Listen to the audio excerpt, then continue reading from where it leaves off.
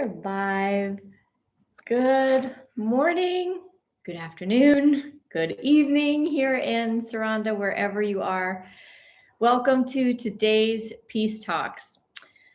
This is the place to come to get your spiritual food, to get some raw, honest, and vulnerable viewpoints and perspectives of finding peace in the modern world. And I come to you today extremely raw. My heart is wide open and extremely vulnerable today. So hopefully I can get through today's episode without crying. But if I do, I have done it before. But I really wanted to still come on today and share this experience that I'm currently navigating, currently processing in this moment, because this is real life. And I don't come here as some guru that has it all figured out and who never seems to be affected by these energies. I come here as someone on this journey alongside of you who has her own perspective of this ascension journey, of this transformational time that we're in. And I come here with the knowledge and education of hypnotherapy, of having a spiritual counseling education, and also being in ministerial studies. So I'm bringing all of these, logical realms of education together with my experience, and really bringing them together in a way that I feel is helping people bring a practical understanding of what these times are. So we've been talking about the big theme of October is freedom, and really breaking down what that really means. And this week, the theme is the stepping through the doorway, the energy of stepping through to something new. And we've talked a couple different perspectives of that in the last two episodes. And I come today with a different or another perspective that of understanding that I am just now kind of unraveling in my own experience. So it's still pretty new, but it goes along with the ideas. I say a lot of, we get these energies, and you're going to be getting new insights, you're going to get new understandings, and what does that really mean? And I'm going to try to share some of the new understandings and insights that have come to me just today. They haven't fully integrated, so hopefully I'll be able to use words that communicate this process that I'm in, and give you some grounded context to this. So what I'm finding today, as we've stepped through this doorway to a new reality, and although it looks as though maybe your reality hasn't changed, your physical environment, the energetic environment has completely changed. And I do believe if you haven't already felt it, you will. So the doorway is, when we step through a doorway, there's a piece of ourselves that we leave behind, right? We have this timeline that we have said goodbye to. There is a death of some sort. There's a closing of a door, and then we've talked about the hallway, where there's kind of this part where you kind of grow a little bit, not a lot, or you grow a lot, you heal, you kind of process that doorway that is closed, and then as you step through, there's a new beginning. And there's some energetic movement that happens in that process. And we are so in it at the moment. So I'm going to give you some context of how that's showing up in my life, so that you can kind of see how this comes into practical expression in physical life. So I've mentioned that, well, first I want to preface this real quickly. talking about the death, there's a death, and then there's life that is ahead of us, that is in front of us, this new life, this new energy. And I always go back, and I always quote the well, I don't really quote it, but I love the metaphor in the book, Women Who Run with the Wolves by Clarissa, I think it's Pinkett. And one of the metaphors that has been passed on for generations and I don't remember, I'm sorry, I don't remember the particular culture, but the metaphor is all about life is all about life, death, life, death cycles. It's not just we're born and then we die.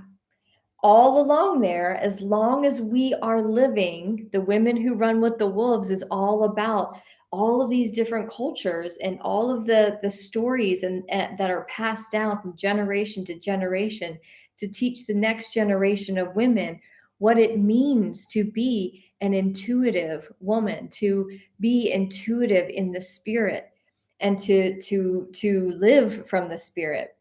And it means that we are constantly ascending, we are constantly evolving, because the spirit is constantly taking us on a new and evolved expression of life when we live that way. And those of us who are moving into this Jubilee year, or have been moving towards it and now entering it, we are committed to be living according to the spirit within and where it takes us. And it takes us on the pathway day by day, moment by moment, by following all that brings us joy and curiosity. We follow that. Whereas the old world, that 3D world, was all about, it doesn't matter what brings you joy, it just matters how are you going to live. You work to live. You work to live. You work, and you put on the back burner all that your spirit wants. Many of us have said that's not healthy. That's not inherent. That's not what we're here to be. And we've kind of deviated from that world and are moving more into the spiritual aspects of life. And as we are on this ascending journey more and more, we are realizing that there are these cycles. There are these cycles of one version of us that says, "Oh, what I am surrounded with is no longer serving me. It's time to close this door." That is the death this metaphor, this ancestral story is talking about. And in between there's that transition space, the space between. You don't just go into labor and it's done. There's a transition, and we sit in that hallway that we've been talking about. And then life is birthed and we walk through the doorway.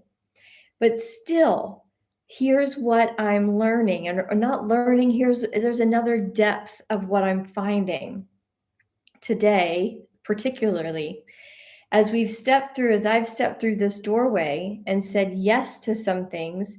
One of those things being that this next iteration, this next expression of life means we leave Albania and start a new life in San Diego.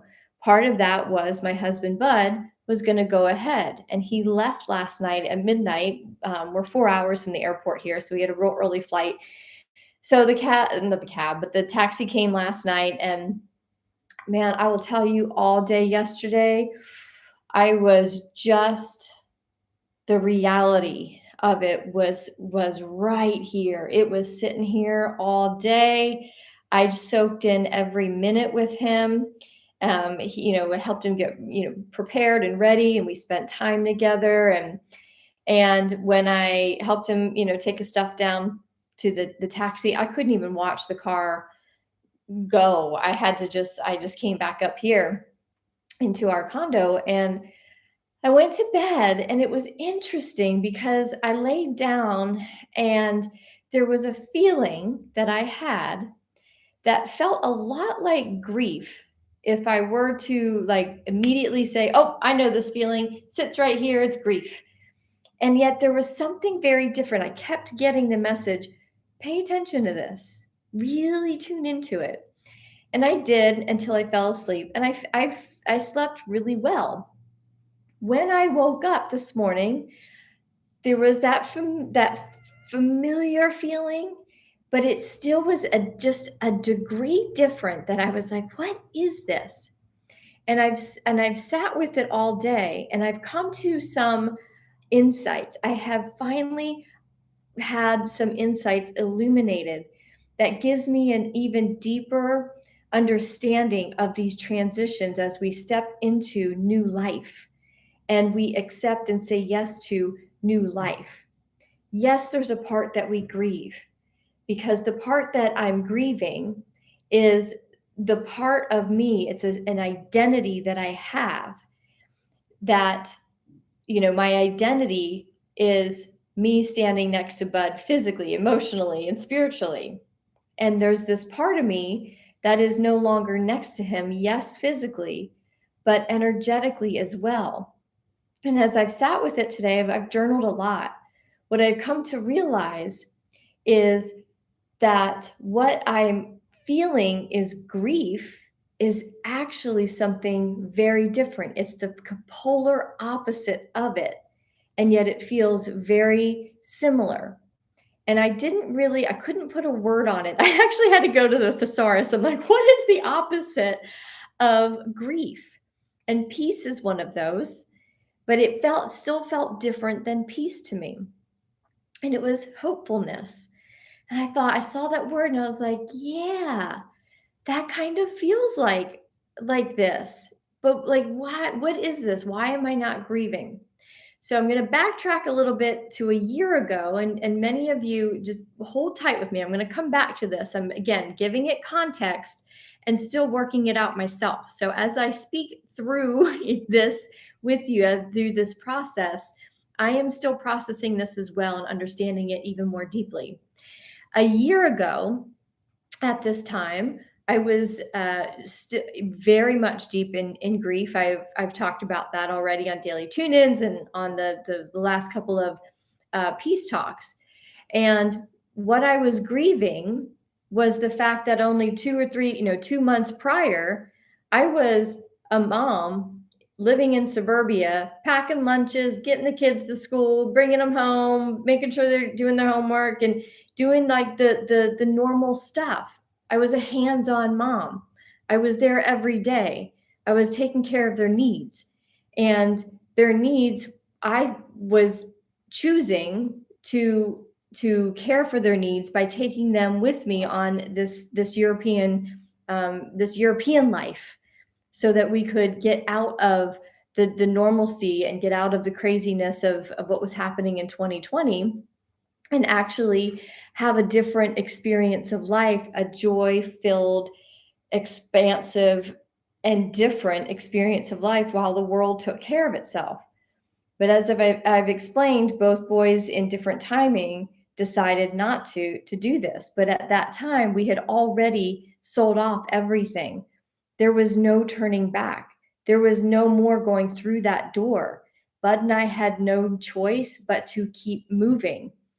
And when we stepped through that doorway and found ourselves in Mexico and then Ukraine, and in Ukraine was when the reality of it hit, that yes, we stepped through that doorway, we chose it. And yet what I didn't see coming was the grief that I had to move through, because there was a self identity that was dying. And that identity was, this is what it means to be a mom. It's day in, day out, and the schedules and all of this.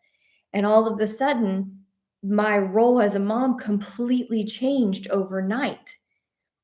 And it was not what I expected.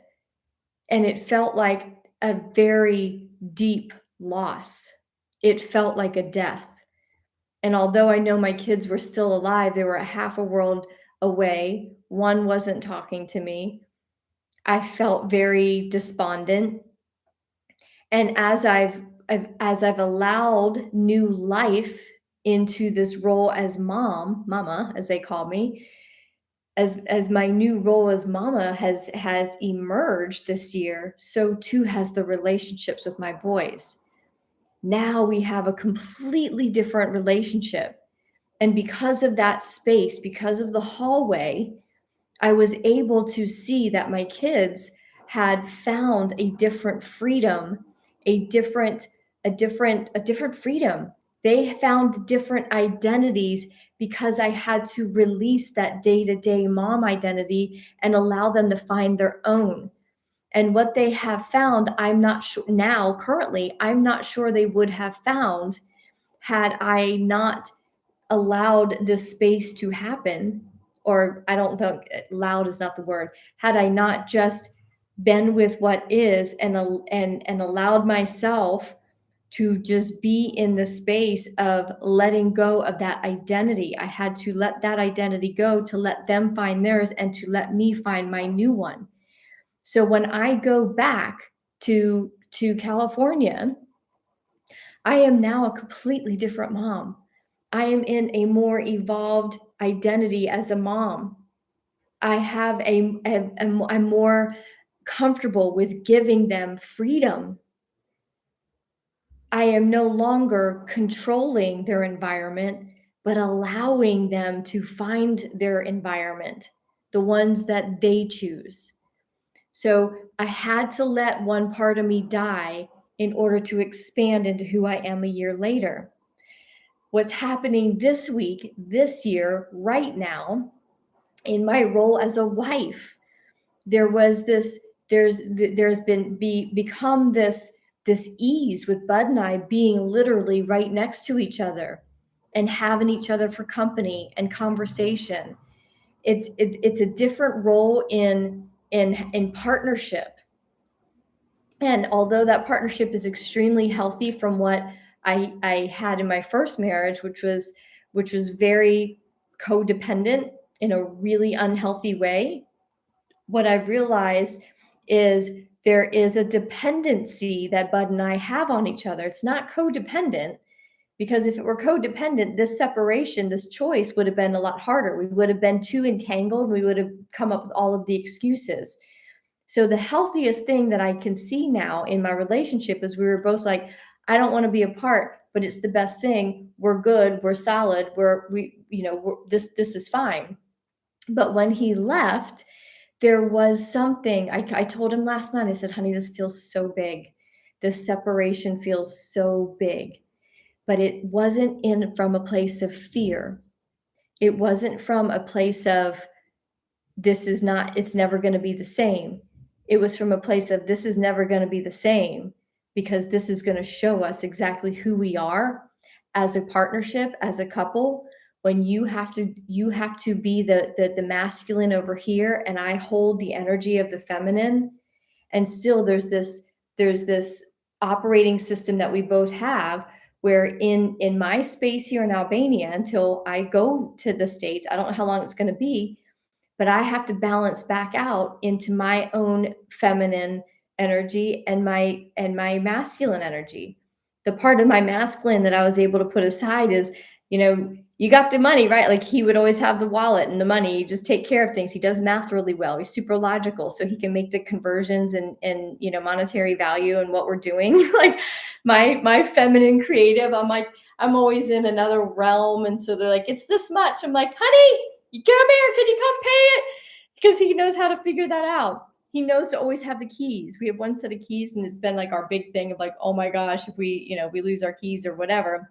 But he's always got the keys. So I went to the grocery store today, and I was like, okay, I got my money, I got my keys, I got everything. So there's like, I'm having to then balance back out into my own masculine, and he's having to balance out into his own feminine.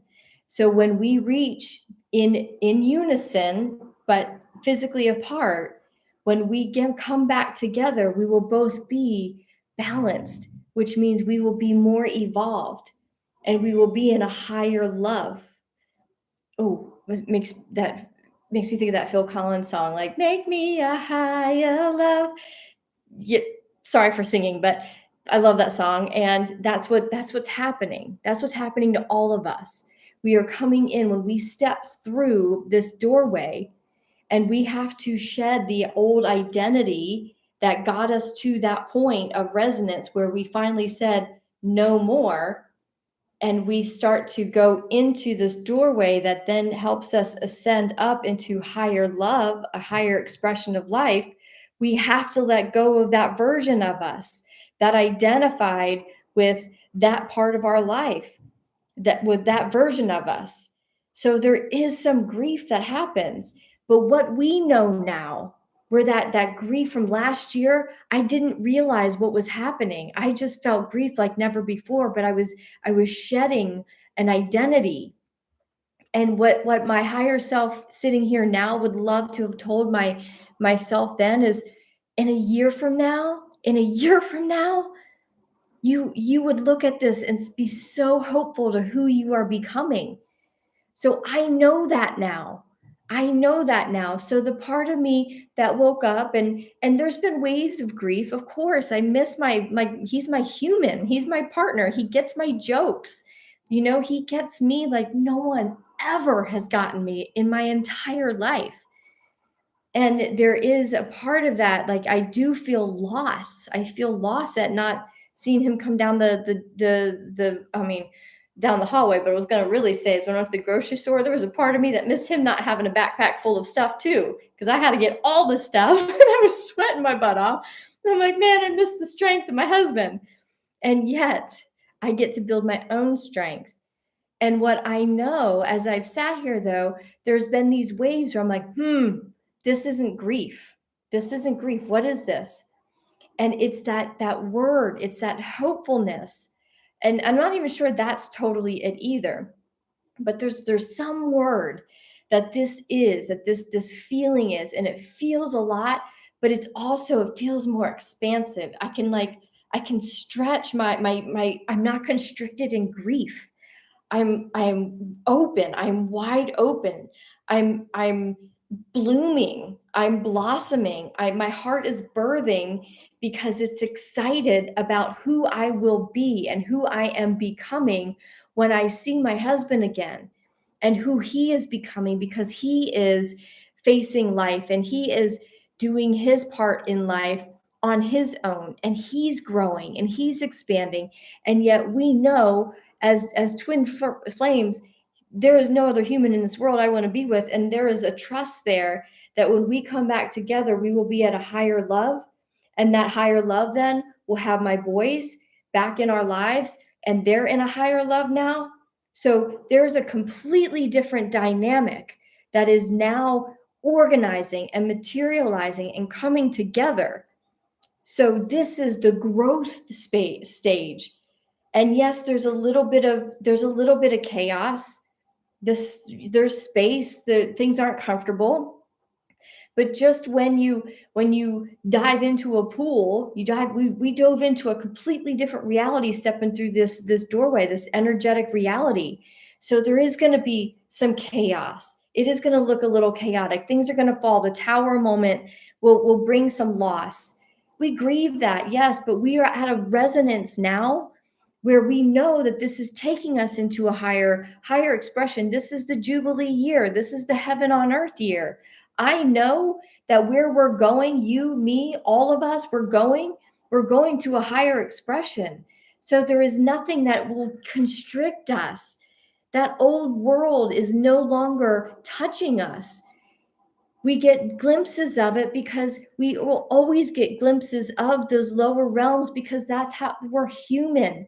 And change brings grief sometimes. And change does bring discomfort.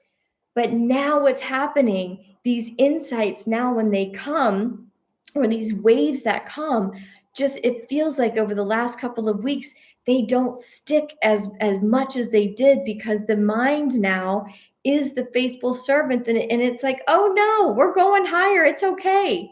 I'm not afraid. I'm not trying to save you from feeling this grief. And what takes over is the spirit of us that says, this is hopefulness. This is expansion. This is going somewhere higher.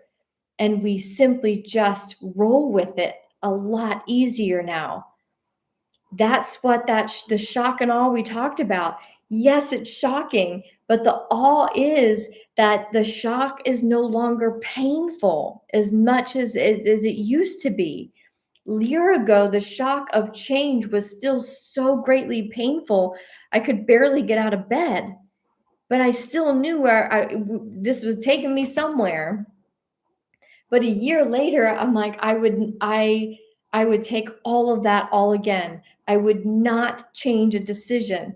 As hard as it has been to be in separation with my kids, and as hard as it's going to be in separation from my husband, I know what this time and this space has done.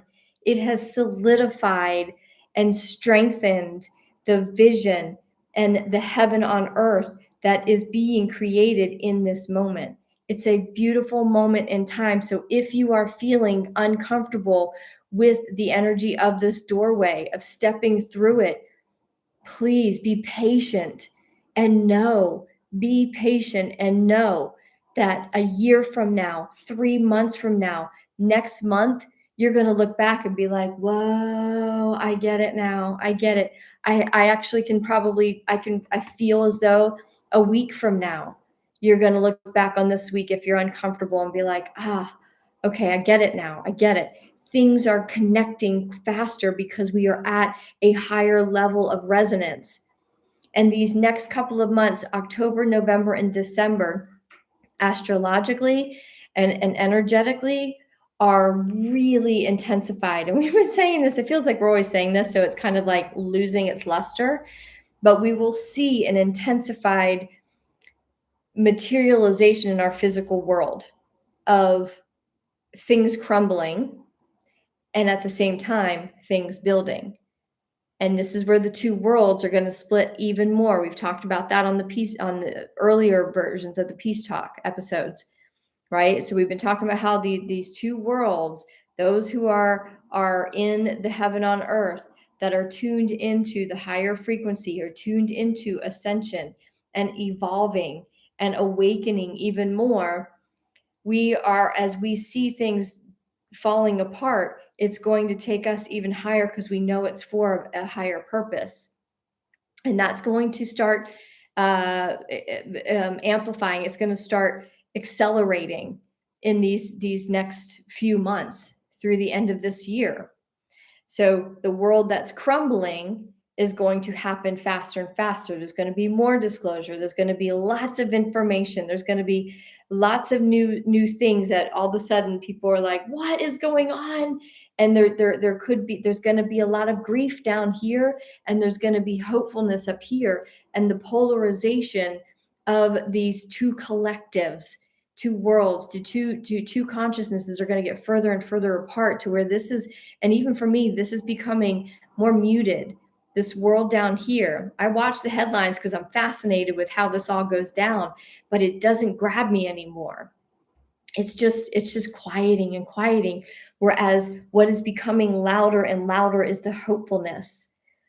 And I've seen that happen all day today, where when I felt this wave comes through, I immediately thought of it, because what my mind knows is grief. But immediately, almost within seconds, I could almost hear my mind be like, oh no, that's not what this is anymore. Because my mind has been reprogrammed with where these death cycles take us. It's a closed doorway, open doorway, closed doorway, open doorway. Use the verbiage that feels most comfortable. But we are simply just stepping through the door. And when I come through the door from my morning walk with the dogs, I start shedding the different layers, because I don't need all the layers when I come through that doorway. It's the same thing energetically. It's the same thing that's happening now. One last thing I want to share.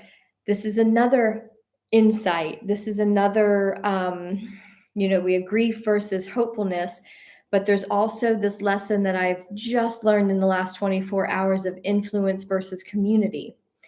And I was talking the other day about this opportunity that I have not only with Unified TV I'm collaborating with Unified TV to bring a show, a world news, Unified World News to Unified TV. I've also last year Roku reached out to me and asked to bring a channel to them, but I was really not in the space. I couldn't even go there. But I've stayed in contact with the gentleman, and now that this Unified TV opportunity is starting to kind of materialize, not kind of, it's materializing. I've opened up the conversation again with Roku to have a channel. So there are these opportunities, and yet the resources that I have and the equipment that I have to produce these opportunities, these shows, this channel is very limited. So I was mentioning on Tuesday that I have a PayPal campaign that I've set up, and that link is here if you want to help with this. And then yesterday I was in this space of, oh my gosh, I gotta do it. I was checking out Kickstarter, and I was, like GoFundMe, but like the energies were a hard no on both of them. But I couldn't understand why. My mind's like, why? This is what people do when they have, creative ideas or creative things. They do GoFundMe's or they do Kickstarters. But I just couldn't, like my spirit was saying no, no. And it took a minute. It took a minute till today to be in a state of peace to understand something very differently. The days of okay, the 3D world of getting paid for the work that we do, right? To have resources, money pays for the things, right? We are ascending into a world of community. We are ascending into a world of collaboration. And although we don't really understand what that really means, I'm getting more and more glimpses of it. And I want to read something to you that came into my account the other day, or my email yesterday. And this is from a viewer who's very rarely on here live.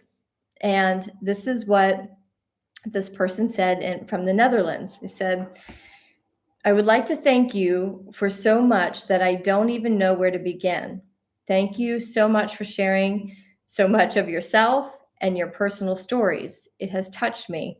For an entire year, I have smiled, cried, and felt rainbows of feelings when watching you on YouTube. You have made me feel loved, understood, less alone, and so much more. When you went radio silent, talking about over the summer, I took about 2 months off of doing anything on YouTube. When you went radio silent, I completely felt it. But I also felt that you weren't just going to leave us hanging. Thank you for coming back, glowing, full of love and even more light. That period has taught me to trust on myself and follow and listen to my own intuition even more. I can feel change coming. I read that to you not to toot my own horn, but to toot the horn of this community. Because what I always say is, we are co-creating these messages. Community co-creates together. And what I realized when I read that yesterday, it came in yesterday, and my eyes leaked a little bit as I read it to Bud, and I said, honey, this is the only payment I would ever want. I don't care about money. Yes, we need it in this world. But if I know that this is happening by doing this, us connecting here, whether live or on the recording, that's what we are here to do, to share our light, to share our hearts, to share our vulnerabilities, to share our resources, to share. This is communal living. And yes, it looks different in the digital world, but our collective consciousnesses are coming together. So what I understood all of a sudden today, it came to me as I hiked up the hill with the dogs this morning, was yes, this PayPal campaign is here to raise money to purchase what I need: equipment, lights, microphones, all the things that are required to produce a digital show and a TV show, so to speak. But what is really being called forth is back in the days of Kickstarter and in the old world, you had to have influence, lots of followers. You had to market a campaign. You had to do, videos asking people to donate. And it's not my jam. What is my jam is community. And what I also know is this community, there are other needs. We have someone in our community who has a son that's been in ICU for over 60 days, and she finally took him home. And it's an adult son, and she needs diapers, adult diapers. There are things that she requires as well. All of you, those who listen, we are a community, and you have needs too. So as you have a need, I ask you to bring it to me, because I'm sharing my needs and asking of our community. But what I also know is there are those in this community who might know someone who has some video equipment that just sits in a closet, and they might say, hey, I have someone that needs this. Could you donate this? And now I've got my husband's in the States that we can make arrangements. Maybe there's someone who had someone who's passed away who had adult diapers that are just sitting there, not knowing what to do with it. We have a use for that. Maybe you have a need and you say, Vidette, can you mention this? This is where we start to create the exchange of communal benefits. I have a network. You have a network. We are a community. So if we just share what is required of what our needs are, maybe it's not always just money that is needed. Maybe it's just me having a whole house full of things 2 years ago, and Bud and I put thousands of dollars worth of stuff on our curb because we're like, we'd rather someone use it than have to go through the hassle of selling it on Marketplace and having all the questions. Just somebody come and get it and use it and love it. So I am asking, I need video equipment. If you know someone that has some that they would love to donate, I will happily take it. If you know someone who has extra adult diapers, I will happily make the connection to get those to one of us who is in need. If you have a need, I will bring it on here. This is where the communal thing starts to happen, the energy. That's the other doorway that has become so clear, that it's not the old school way of always having to pay money for something. This is when we create community.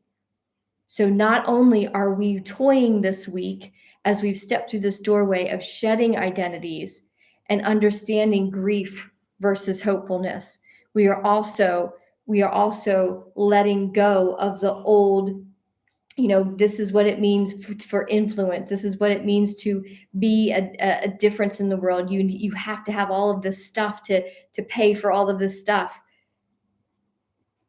This is community now. This is the new way. So let's be a community and let's share.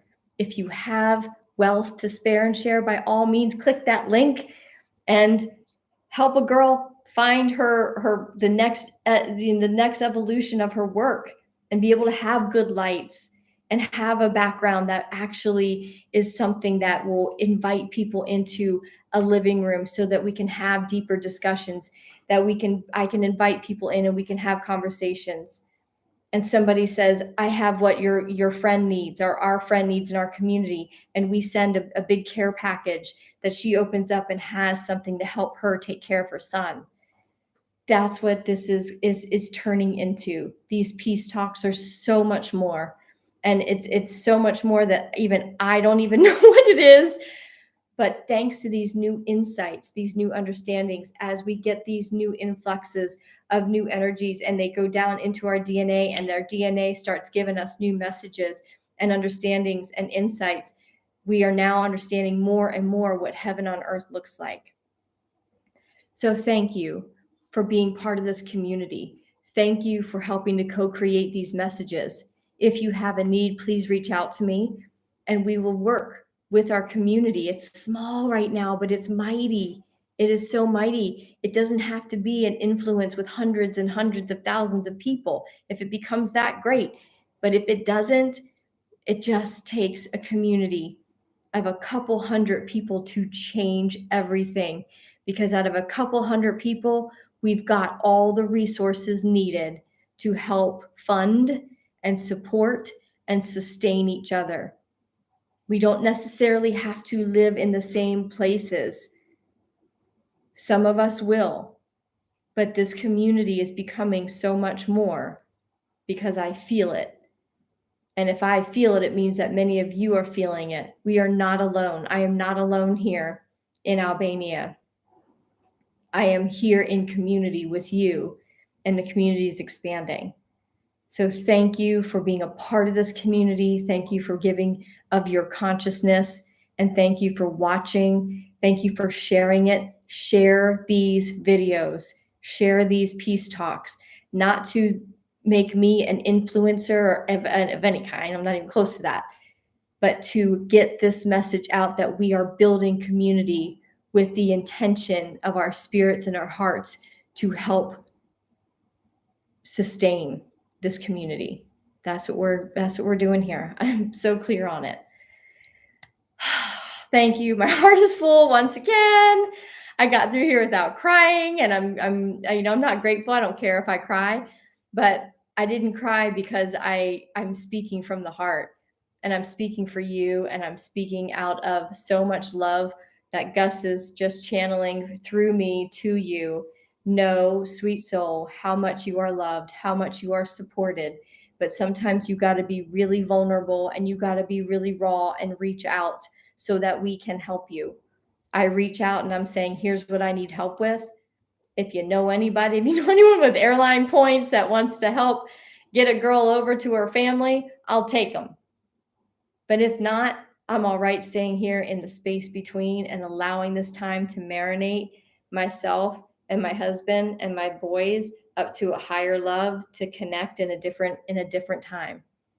Either way, I am at peace, and that's what this is all about. Be in peace, sweet soul. It is all good. It's all for you. It's all in your highest and best good. I know it. I'm living it with you, and I believe it and trust it so deeply. If you ever need support, you know where to come. Thank you, thank you, thank you. Mwah. Have a good one.